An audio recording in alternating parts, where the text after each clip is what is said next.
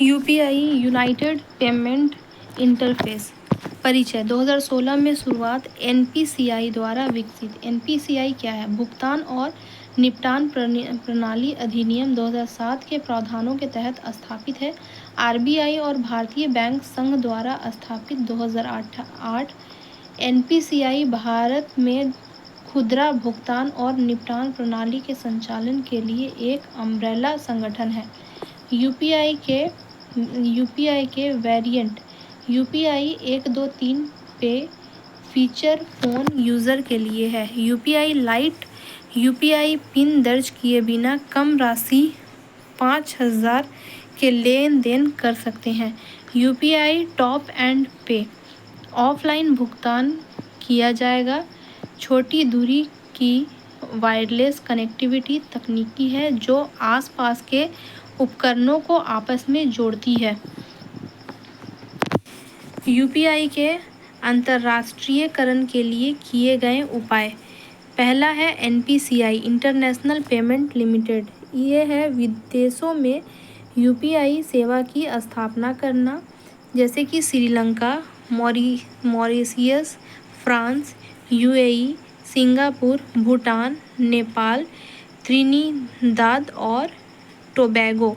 UPI global acceptance उपयोगकर्ताओं को अपने बैंक खातों से चुनिंदा इंटरनेशनल मर्चेंट स्थानों पर क्यूआर कोड से भुगतान की सुविधा।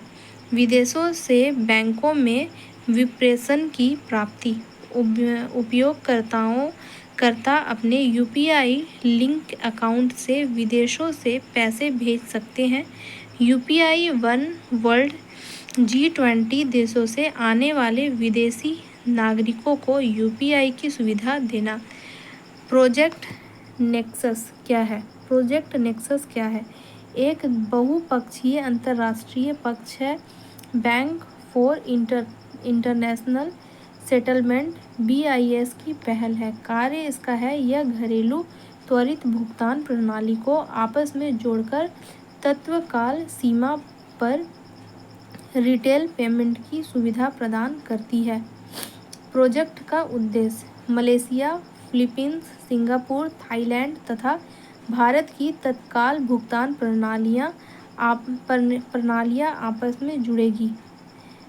PSL में संशोधन। आरबीआई में 2025 में 9,000 रुपये से कम प्रति व्यक्ति प्राथमिकता क्षेत्र ऋण वाले जिलों में वृद्धिशील PSL को 125% का उच्च भार दिया जाएगा। इसका अर्थ यह है कि यदि कोई बैंक कम ऋण प्रवाह वाले जिलों में 100 रुपये का ऋण देता है तो इसे 125 रुपये का प्राथमिक ऋण माना जाएगा। PSL में शामिल क्षेत्र कृषि, MSME, निर्यात, ऋण, शिक्षा, आवास, सामाजिक अवसंरचना, नवीकरणीय ऊर्जा, अन्य कमजोर वर्ग।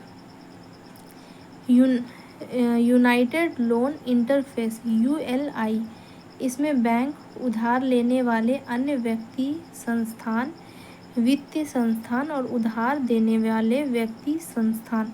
चर्चा में ये क्यों है? आरबीआई ने अपनी सहायक company reserve bank innovation hub द्वारा इसकी शुरुआत की घोषणा की है। इसका उद्देश्य है ऋण की पूरी प्रक्रिया को डिजिटल बनाना और central bank digital currency, digital रुपया या ई-रुपया कहा जाता है।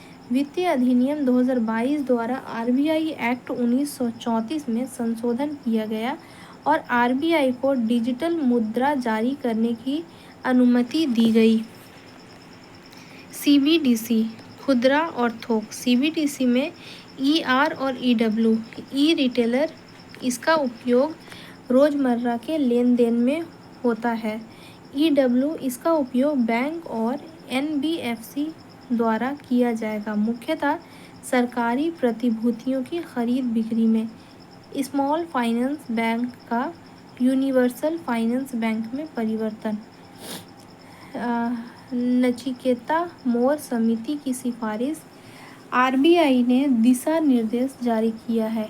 एयू स्मॉल फाइनेंस बैंक की यूनिवर्सल बैंक में परिवर्तन के लिए शर्तें। न्यूनतम 5 वर्ष का कार्य निष्पादन। सूचीबद्ध शेयर 1000 करोड़ का निवल मूल्य। न्यूनतम पूंजी और जोखिम भरित संपत्ति का अनुपात 15%। लगातार 2 वर्षों से लाभप्रदता। न्यूनतम एनपीए। परिवर्तन के दौरान नए प्रोमोटर्स को शामिल नहीं किया जाएगा। क्षेत्रीय ग्रामीण बैंक का विलय। संदर्भ है, सरकार ने आरआरबी के विलय प्रस्ताव को मंजूरी दी है, जिसके तहत आरआरबी की संख्या को 43 से हटाकर 28 करना है।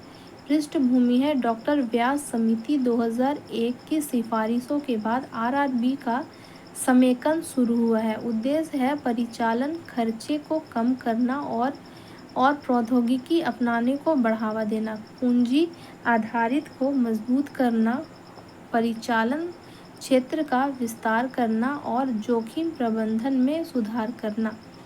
राष्ट्रीय शहरी वित्त एवं विकास निगम, इसका जो है स्थापना 2 मार्च 2024 सहकारिता मंत्रालय के तहत किया गया था। इसका उद्देश्य था शहरी सरकारी बैंकों को सामने आने वाली चुनौतियों का समाधान, परिचालन दक्षता को बढ़ाना, शहरी सहकारी बैंकों को मजबूत करना। इसका विशेषता जो था, इसे एक एनबीएफसी के रूप में कार्य करने के लिए आरबीआई से प्रमाण पत्र प्राप्त हुआ है। MIBOR, Mumbai inter bank outright ratio.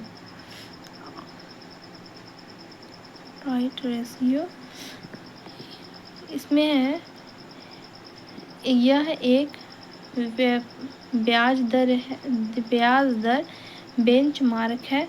इसका प्रकाशन प्रति financial benchmark India private limited द्वारा प्रतिदिन किया जाता है। इसका निर्धारण एनडीए यानी कि नेगोशिएटेड डीलिंग सिस्टम पर पहले घंटे में किए गए कारोबार के आधार पर किया जाता है।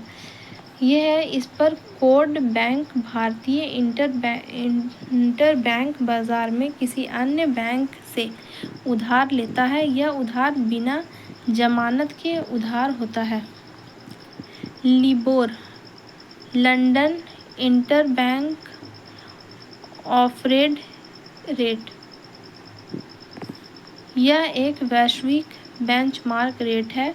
बैंक अंतर्राष्ट्रीय इंटरबैंक मार्केट में जिस ब्याज दर पर उधार लेते हैं। आरबीआई यानी कि सरप्लस ट्रांसफ़र सुर्खियों में क्यों है?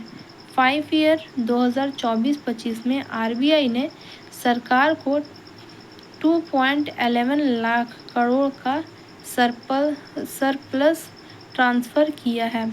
आरबीआई सरप्लस का अर्थ है खर्च से अधिक आय। आरबीआई की आय और व्यय जो है प्रतिभूतियों की खरीद बिक्री से प्राप्त आय। व्यय है, आरबीआई जोखिम से निपटने के लिए व्यय करता है, जैसे कि आकस्मिकता निधि और परिसंपत्ति विकास निधि। दूसरा है, आय में जो है वो रेपो और एमएसएफ से प्राप्त आय, विदेशी बैंकों से जमा धन से प्राप्त ब्याज। और व्यय में जो है परिसंपत्ति विकास निधि के तहत आरबीआई अपनी सहायक कंपनियों और अपने से जुड़े संस्थानों पर व्यय करती है।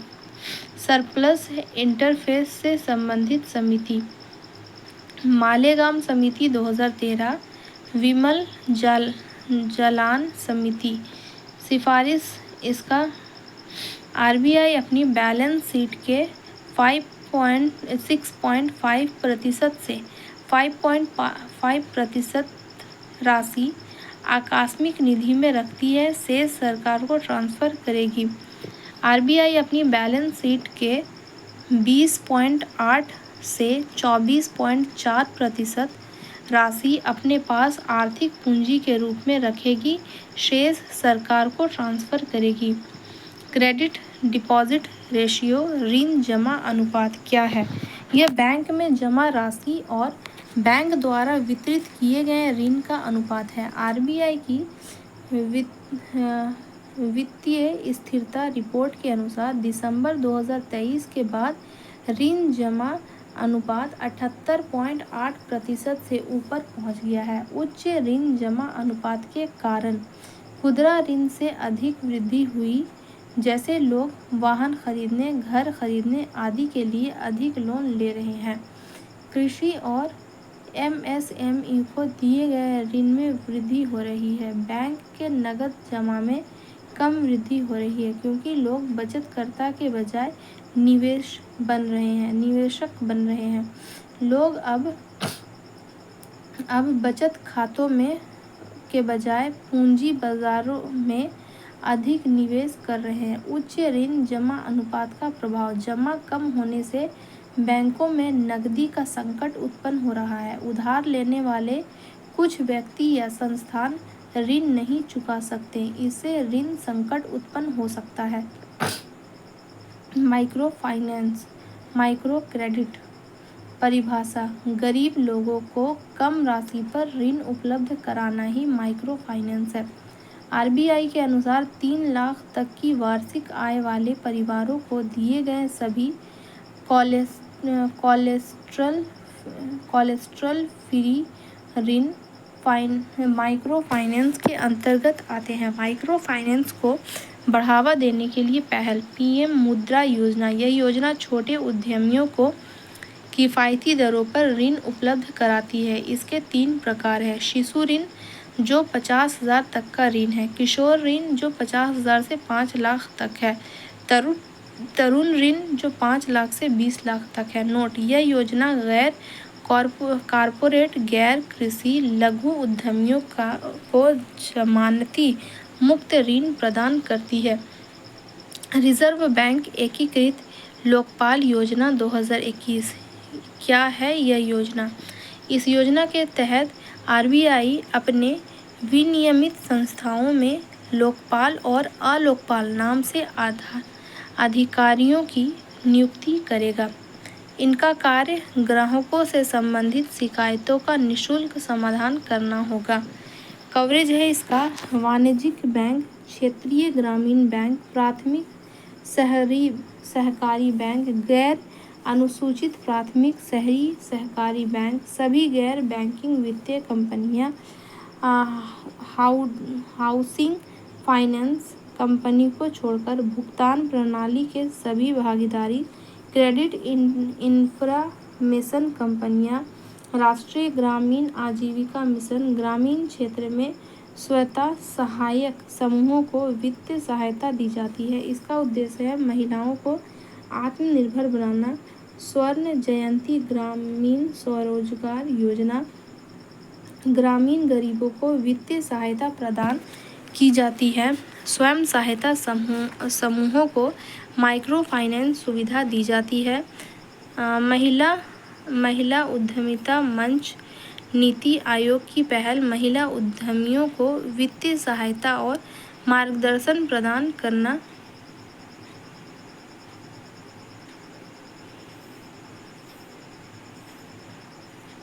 फाइनेंशियल मार्केट, वित्तीय बाजार, विश्व का चौथा सबसे बड़ा शेयर बाजार। भारतीय शेयर बाजार हांगकांग को पीछे छोड़कर चौथा सबसे बड़ा शेयर बाजार बना है। विश्व के 3 शेयर बाजार अमेरिका, चीन और जापान हैं। न्यू फंड ऑफर, एनएफओ, इसमें इन्वेस्टमेंट कंपनी इन्वेस्टमेंट और इन्वेस्टर जो है इन्वेस्ट करती है कंपनी में, और जो इन्वेस्ट करने वाली जो कंपनी है वो फिर इन्वेस्टर को रिटर्न करती है, शेयर जारी करती है। एनएफओ आईपीओ के समान ही एनएफओ का उद्देश्य फंड के लिए पूंजी जुटाना होता है। एनएफओ में निवेशकों के विशेष समूह को ही लक्षित किया जाता है। चर्चा में क्या है?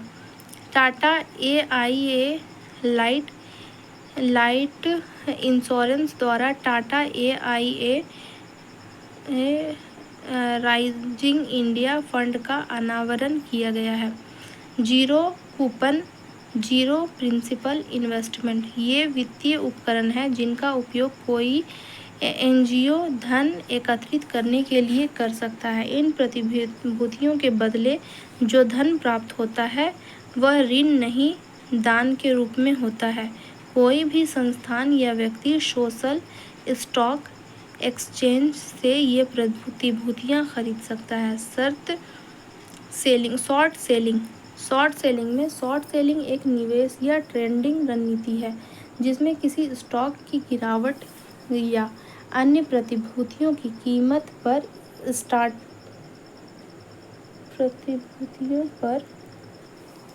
सट्टा लगाया जाता है। खबरों में क्यों है? अडानी हिंडनबर्ग मामलों से संबंधित शॉर्ट सेलिंग पर सुप्रीम कोर्ट ने लगाई रोक। फॉरेन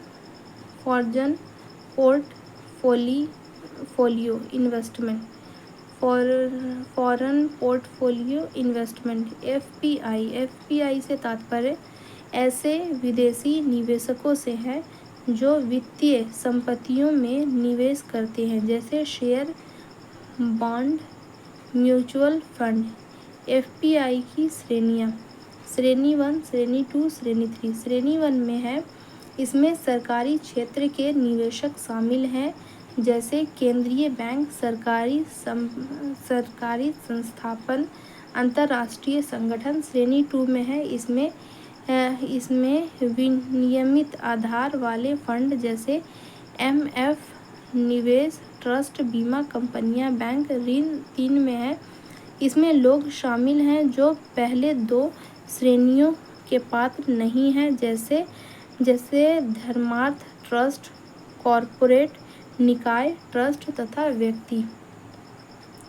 क्रेडिट रेटिंग एजेंसियां क्या है? क्रेडिट रेटिंग एजेंसियां किसी इकाई की वित्तीय दायित्वों को पूरा करने की व्यापक क्षमता का आकलन करती है। भारत में क्रेडिट रेटिंग एजेंसियां सेबी के अंतर्गत काम करती है। सेबी ने 7 क्रेडिट रेटिंग एजेंसियों को पंजीकृत किया है। एक एक्यूअर, दूसरा है क्रिसिल, तीसरा है आइक्रा, चौथा है केयर, पांचवा है इंडिया रेटिंग और छठा है इन्फॉर्मेशन और सातवां है ब्रिकर्स। फिनफ्लुएंसर्स क्या है? फिनफ्लुएंसर्स वे होते हैं जो सोशल मीडिया पर धन और शेयर के निवेश के बारे में सलाह देते हैं।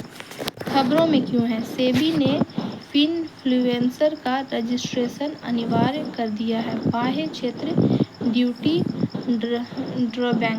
संदर्भ है CBIC ने घोषणा की है कि ड्यूटी ड्रॉबैक राशि अब सार्वजनिक वित्त प्रबंधन प्रणाली PFMS के माध्यम से निर्यातकों के बैंक खातों में सीधे इलेक्ट्रॉनिक रूप में हस्तांतरित किया जाएगा। ड्रॉबैक के बारे में: ड्यूटी ड्रॉबैक निर्यात के लिए वस्तुओं के निर्माण में उपयोग की जाने वाली आयातित सामग्रियां या उत्पाद शुल्क योग्य सामग्रियों पर लगाया जाता है। सीमा शुल्क पर छूट प्रदान करता है। सरकार ई-कॉमर्स निर्यात को शुल्क छूट का लाभ देगी। संदर्भ है केंद्र सरकार अपनी ई-कॉमर्स निर्यात शुल्क छूट योजना रोडटेप के तहत निर्यात लाभ प्रदान करेगी। भारत का लक्ष्य है 2030 तक ई-कॉमर्स के माध्यम से $200 बिलियन का निर्यात करना, जब कुल व्यापारिक निर्यात $1 ट्रिलियन तक पहुंच जाएगा। इस योजना के तहत निर्यातकों को वस्तुओं के विनिर्माण और वितरण की प्रक्रिया में लगने वाले कर, शुल्क और लेवी की वापसी का प्रावधान है। संशोधित मुद्रा विनिमय व्यवस्था। संदर्भ भारतीय रिजर्व बैंक 2024 से 2027 तक सार्क देशों के लिए मुद्रा विनिमय व्यवस्था के संशोधित ढांचे को लागू करेगा। विश्व निवेश रिपोर्ट संदर्भ है संयुक्त राष्ट्र व्यापार और विकास सम्मेलन UNCTAD द्वारा प्रतिवर्ष विश्व निवेश रिपोर्ट जारी की जाती है। विश्व निवेश रिपोर्ट के बारे में यह क्षेत्रीय और राष्ट्रीय स्तर पर प्रत्यक्ष विदेशी निवेश FDI में वैश्विक रुझानों पर ध्यान केंद्रित करती है। मुख्य बिंदु है वैश्विक FDI में गिरावट, आर्थिक मंदी और बढ़ते हुए भू राजनीतिक तनाव के कारण वैश्विक प्रत्यक्ष विदेशी निवेश 2% से घटकर $1.3 ट्रिलियन हो गया है। विकासशील देशों में FDI प्रवाह 7% से घटकर $867 बिलियन हो गया है। चीन है दूसरे सबसे बड़े FDI प्राप्तकर्ता। चीन में FDI प्रवाह में असामान्य गिरावट देखी गई है। भारत तथा पश्चिम और मध्य एशिया दोनों क्षेत्रों में FDI में कमी, जबकि दक्षिण पूर्व एशिया में यह स्थिर रहा है। कमजोर अर्थव्यवस्था संरचनात्मक रूप से कमजोर और सुरक्षित अर्थव्यवस्थाओं में FDI प्रवाह में वृद्धि देखी गई है। भारत के संदर्भ में FDI प्रवाह में कमी सिर्फ 20 मेजबान अर्थव्यवस्थाओं में सर्वाधिक कमी क्रमशः फ्रांस, ऑस्ट्रेलिया, चीन, संयुक्त राज्य अमेरिका और भारत में दर्ज की गई है।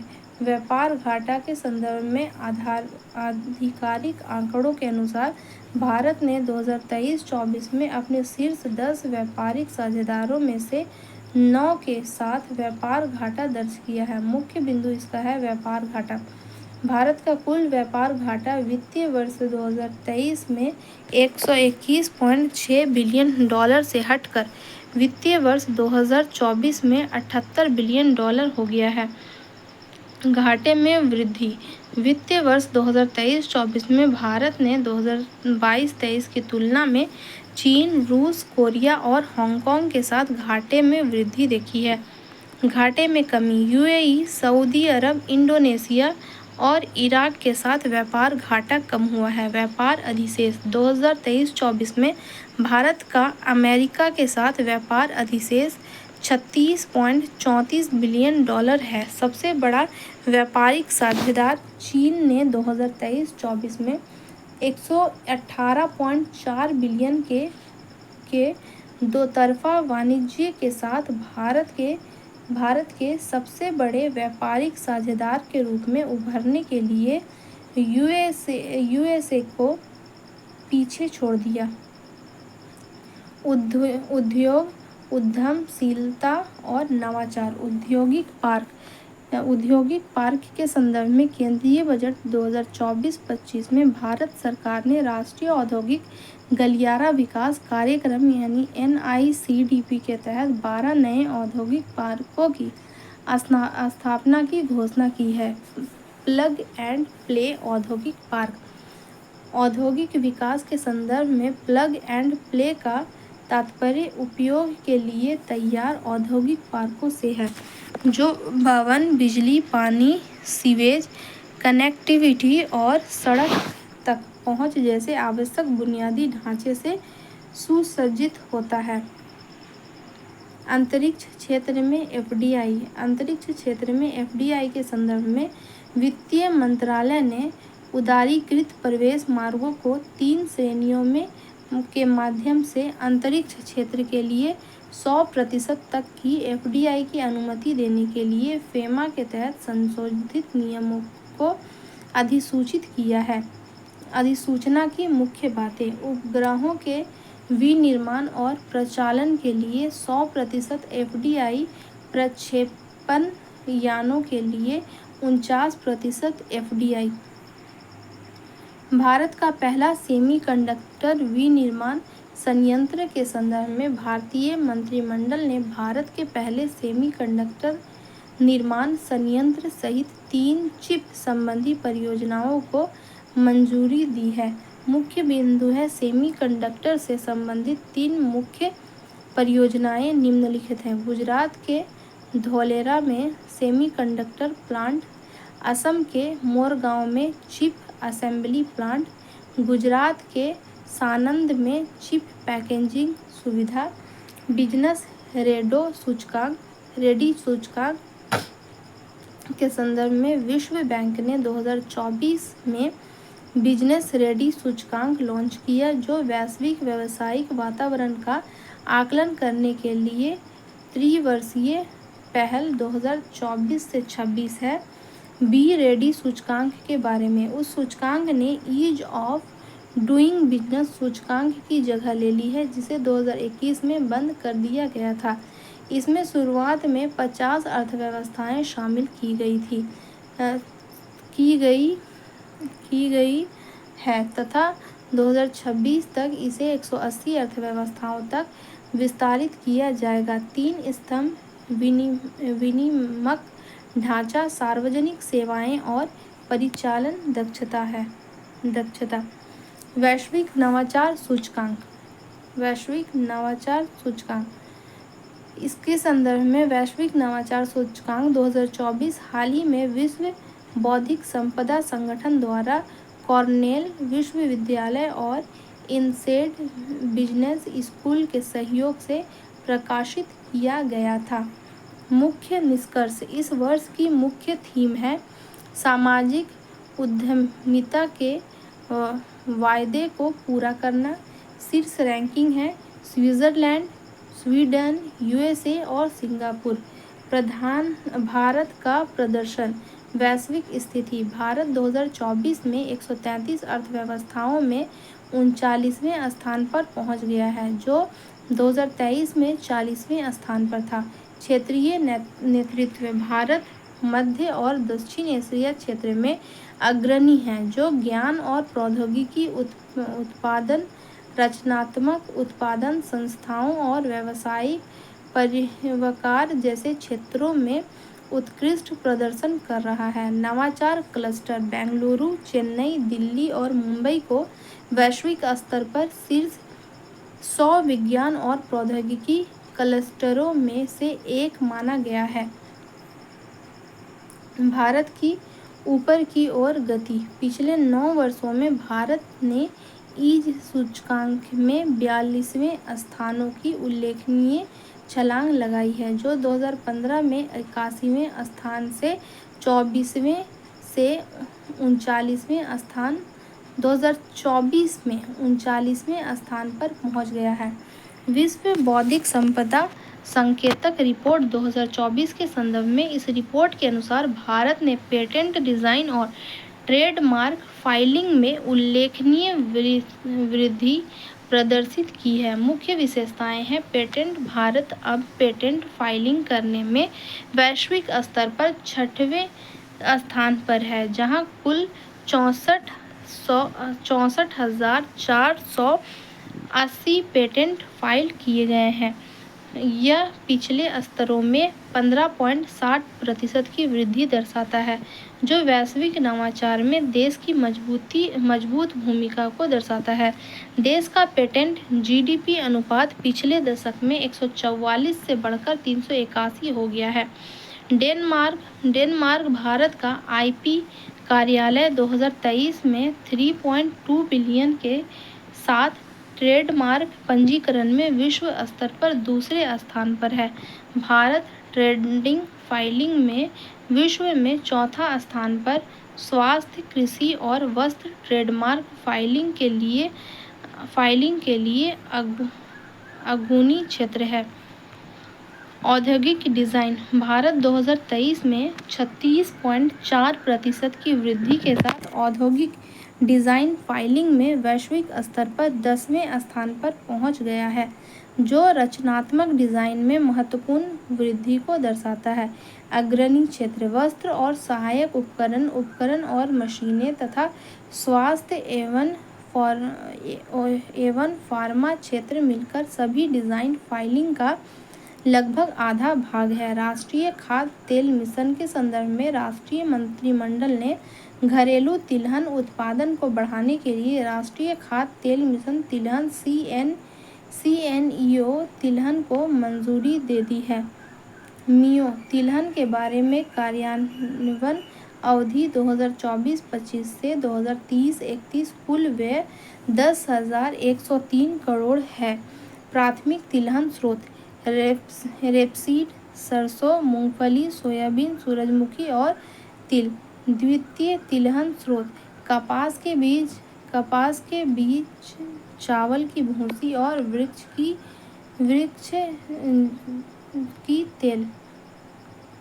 बजट 2025 से 26। एक देश सिर्फ उसकी मिट्टी नहीं है, एक देश उसके लोग हैं। गुजरजादा अप्पा राव तेलुगु कवि और नाटककार। इनकी कविता से वित्त मंत्री ने बजट पेश करने की शुरुआत की थी। विकसित भारत की आकांक्षा, सबका विकास, सभी क्षेत्रों के संतुलित विकास को प्रोत्साहित करना है। बजट के फोकस क्षेत्र गरीब, युवा, अन्नदाता, नारी। विकसित भारत की ओर यात्रा के लिए इंजन कृषि, एमएसएमई, निवेश और निर्यात। पहला इंजन कृषि खुशहाल किसान, समृद्धि गांव, धान्य कृषि योजना। कृषि उत्पादकता बढ़ाने पर जोर, फसल विविधीकरण पर जोर, कटाई के बाद बुनियादी ढांचे में सुधार। पूर्वी भारत में 100 पिछड़े जिलों पर फोकस। राष्ट्रीय उच्च पैदावार बीज मिशन का संचालन। 100 से अधिक किस्म की बीजों का विकास। ये बीज अधिक उत्पादन, कीट प्रतिरोधी तथा जलवायु सहिष्णु होंगे। मछली पालन के तहत विशेष आर्थिक क्षेत्र अंडमान और निकोबार द्वीप समूह तथा लक्षद्वीप में मछली पालन के लिए विशेष आर्थिक क्षेत्र का गठन किया जाएगा। दलहन में आत्मनिर्भरता, अरहर, उड़द और मसूर उत्पादन को बढ़ावा देने के लिए 6 वर्ष का एक राष्ट्रीय मिशन शुरू किया जाएगा। कपास उत्पादन को बढ़ावा देने के लिए कपास पर प्रौद्योगिकी मिशन शुरू किया जाएगा। विकास क्रेडिट कार्ड केसीसी की सीमा 5 लाख बढ़ा दी गई है। बिहार में मखाना बोर्ड, राष्ट्रीय खाद्य प्रौद्योगिकी संस्था और कोसी कैनाल प्रोजेक्ट। दूसरा इंजन है एमएसएमई। विकास के चालक के रूप में एमएसएमई को आगे बढ़ाना। एमएसएमई वर्गीकरण मापदंड में संशोधन। वर्ग निवेश सीमा कारोबार। सूक्ष्म उद्योग के लिए निवेश की सीमा जो है 1 करोड़ से 2.5 करोड़ है और कारोबार सीमा जो है 5 करोड़ से 10 करोड़ है। लघु उद्योग में 10 करोड़ से 25 करोड़ निवेश सीमा है और कारोबार सीमा जो है वो 50 करोड़ से 100 करोड़ है। मध्यम उद्योग में 50 करोड़ निवेश सीमा से लेकर 125 करोड़ निवेश सीमा है और कारोबार में 250 करोड़ से 500 करोड़ निवेश सीमा है। गारंटी कवर बढ़ा। क्रेडिट गारंटी कवर से आशय है कि इतने कर्ज की गारंटी सरकार देगी। इसे 5 करोड़ से बढ़ाकर 10 करोड़ कर दिया गया है। स्टार्टअप के लिए क्रेडिट गारंटी कवर सीमा 10 करोड़ से बढ़ाकर 20 करोड़ कर दी गई है। क्रेडिट कार्ड का प्रावधान। बजट में बहुत छोटे यानी माइक्रो सूक्ष्म उद्यमियों के द्वारा क्रेडिट कार्ड जारी करने का प्रावधान किया गया है।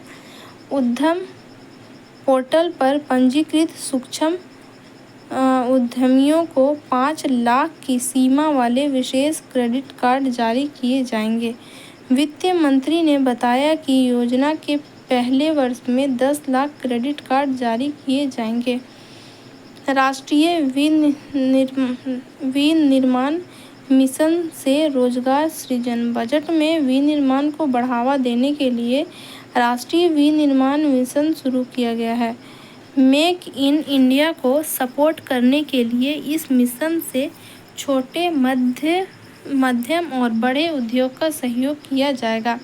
मिशन की विशेषता। इस मिशन के माध्यम से नए दौर की स्वच्छ तकनीकी को बढ़ावा दिया जाएगा। यह मिशन विनिर्माण में स्वच्छ तकनीक, सोलर पीवी सेल, इलेक्ट्रॉनिक्स वाहनों की battery, wind turbine, high voltage transmission उपकरण पर केंद्रित होगा।